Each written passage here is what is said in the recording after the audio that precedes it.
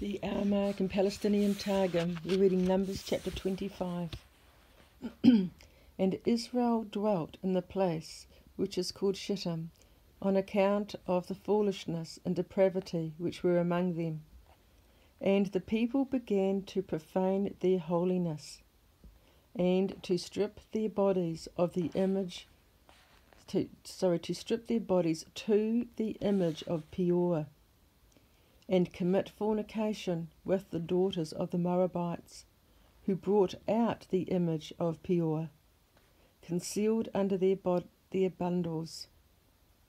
And they invited the people to the sacrifices of their idols, and the people ate in their feasts, and bowed themselves to their idols. And the people of the house of Israel joined themselves to Baal Peor, like the nail in the wood, which is not separated but by breaking up the wood. And the anger of the Lord was kindled against Israel. And the Lord said to Moshe, Take all the chiefs of the people and appoint them for judges, and let them give judgment to put to death the people who have gone astray after Peor, and hang them before the word of the Lord upon the wood over against the morning sun. And at the departure of the sun, take them down and bury them, and turn away the strong anger of the Lord from Israel. And Moshe said to the judges of Israel, Slay every one a man of his tribe, of those who have joined themselves to the idol of Peor. Jerusalem text. And Israel abode in Shittim, and the people began to commit fornication with the daughters of the Moabites. And they invited the people to the sacrifices of their idols. And Israel were united with the worshippers of the idol of Peor, and the anger of the Lord was strong against Israel. And the word of the Lord said to Moshe, Take all the chiefs of the people and set them for a Sanhedrin before the Lord, and let them band all who are worthy of death. And at sunset take down their bodies and bury them, so may be averted the strong anger of the Lord from Israel. And Moshe said to the princes of Israel, Slay each one a man of his house, of them who have joined themselves to the idol of Peor. And behold, a man of the sons of Israel came, holding a Midianitess, and brought her to his brethren in the sight of Moshe and all the congregation of the children of Israel, and answered and said to Moshe, What is it that is wrong to have company with her? If thou sayest it is forbidden, didn't thou thyself take a Midianitess, the daughter of Jethro? When Moshe heard, he trembled and swooned. But they wept and cried, Listen! And they stood at the door of the tabernacle of ordinance. And Phinehas, bar Eleazar, bar Aaron, the priest, saw, and remembering the ordination, answered and said, He who ought to kill, let him kill. Where are the lions of the tribe of Yehudah? When he saw, they were quiet, and he arose from among the Sanhedrin and took a lance, which is a spear, in his hand. Jerusalem text. And behold, a man of the sons of Israel came and brought to his brethren a Midianitha before Moshe and all the congregation of the children of Israel. And behold, they were weeping at the door of tabernacle. And Phinehas, bar Eleazar, bar Aaron, the high priest, saw, and arose from among the assembly and took a lance. End of the Jerusalem text. 12 miracles were wrought for Phinehas at the time that he went in after the man of Israel with the Midianitha.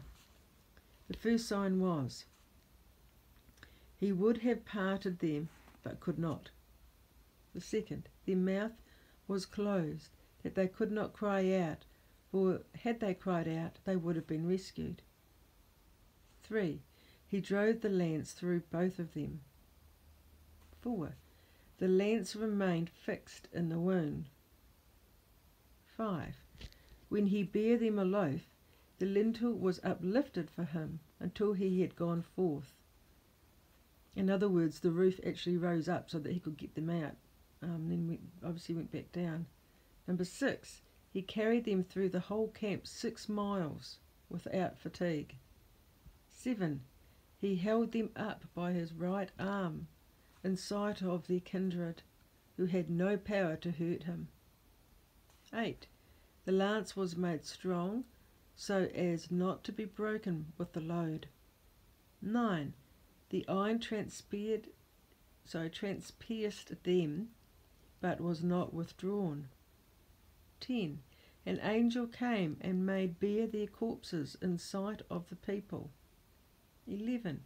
They lingered alive till they had been carried through the entire camp, lest the priest in the tabernacle should be defiled by the dead. 12.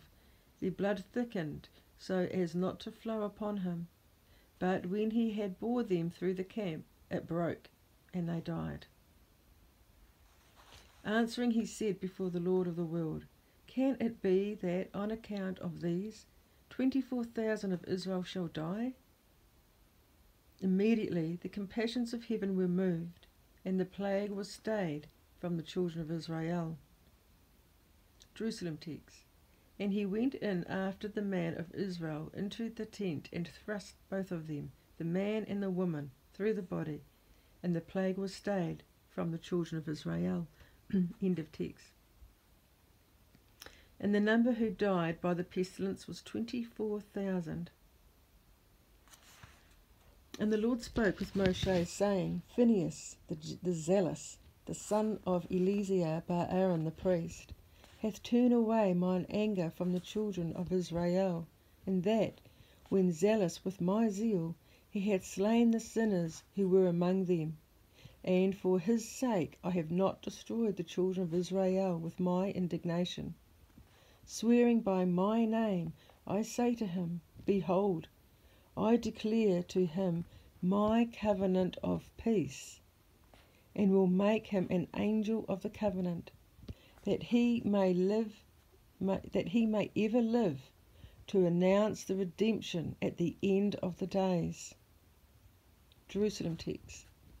With the oath went Moshe, and said unto Phinehas, Behold, I give to him. End of text. And because they defamed him, saying, Is he not the son of Puti the Midianite? Behold, I will make him to possess the high priesthood. And because he took the lance with his arm, and struck the Midianites in her body, a Midianitess in her body, and prayed with his mouth for the people of the house of Israel, the priest shall be held worthy of the 3 gifts of the shoulder, the cheekbone, and the inwards. And it shall be to him and to his sons after him an everlasting covenant of consecration, because he was zealous for the Lord, and appropriated for the children of Israel. Now the name of the man of Israel who was slain with the Midianitha was Zimri bar Salu, a chief of the house of the fathers of the tribe of Shimeon. And the name of the Midianite woman who was killed was Cosbi, daughter of Zur, who was called Shil Alomai, the daughter of Balak, the prince of the people of Moab, whose dwelling place was in Midian. And the Lord spake with Moshe, saying, Trouble the Midianites, and slay them, because they trouble you by their deceitful counsel, when they beguiled you in the manner of Peor, and of Cosbi, their sister, the daughter of the prince of Midian, who was slain in the day of the plague, for the matter of Peor. Jerusalem, text says, for their false dealings. End of text. Wow, what a loaded reading. You know, we are now coming up to the pagan holiday, which is Peor, it's Baal, it's anti-Yahusha worship, and God does not take it lightly.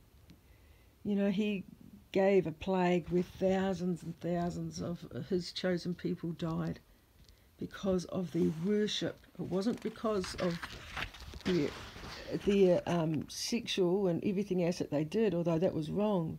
But it says because of their worship to Baal, the image of Baal. They joined themselves to the idol of Baal. They went astray after Peor. You know, God is a jealous God, and we need to be separated from the things of the world and only honour the things that he says to honour, and his feasts, not their feasts. It is so important, folks.